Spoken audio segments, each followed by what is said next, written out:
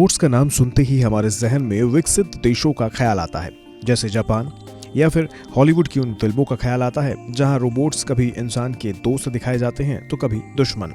लेकिन ये सब तो बातें फिल्मी हैं। अभी भारत में असल में रोबोट्स कम ही देखने को मिलते हैं, लेकिन जल्द ये समय बदलने वाला है क्योंकि भारत में भी अब रोबोट्स की एंट्री हो गई है। दरअसल देश की सबसे बड़ी ऑटोमेशन और रोबोटिक्स कंपनियों में से एक एडवर्ब ने नोएडा के सेक्टर 156 में रोबोटिक्स मैन्युफैक्चरिंग यूनिट की शुरुआत की है। जानकारी के अनुसार एडवर्ब ने बोट वैली नाम से नोएडा में एक प्लांट लगाया है। एडवर्ब की ये बोट वैली करीब 2.5 एकड़ में फैली है। इस फैक्ट्री को लेकर कंपनी का दावा है कि इसमें हर साल 50,000 से ज्यादा रोबोट्स का निर्माण हो सकता है।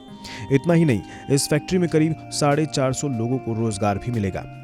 बता दें, इस नए प्लांट के उद्घाटन पर मुख्य अतिथि के तौर पर नीति आयोग के सीईओ अमिताभ कांत मौजूद रहे। उन्होंने क्या कहा, आप भी सुनिए।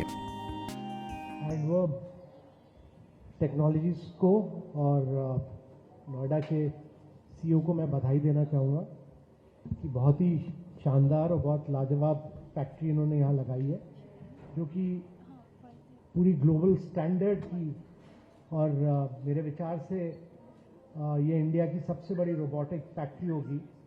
और ये इनकी एक मैन्युफैक्चरिंग फैसिलिटी है। और मेरे सबसे ज़रूरी चीज़ जो ये है कि यहाँ पर इनकी वर्ल्ड क्लास R&D फैसिलिटी है और ये आत्मनिर्भर भारत को, मेक इन इंडिया को पूरा प्रमोट करती है। एडवर्ब की बात करें तो इस कंपनी की स्थापना 2016 में हुई थी और महज 4 साल में कंपनी की पहुंच भारत के अलावा यूरोप, दक्षिण पूर्वी एशिया और ऑस्ट्रेलिया तक हो गई।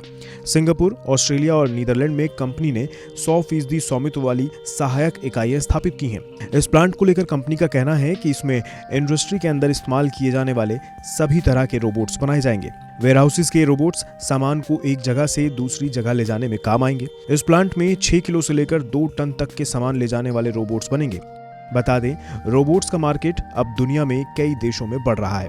चाइना का इस काम में भी दबदबा बना हुआ है, लेकिन इस फैक्ट्री के लगने के बाद भारत भी उन देशों में शामिल हो जाएगा जो रोबोट्स बनाकर दुनिया के बाकी देशों में भेज सकेंगे।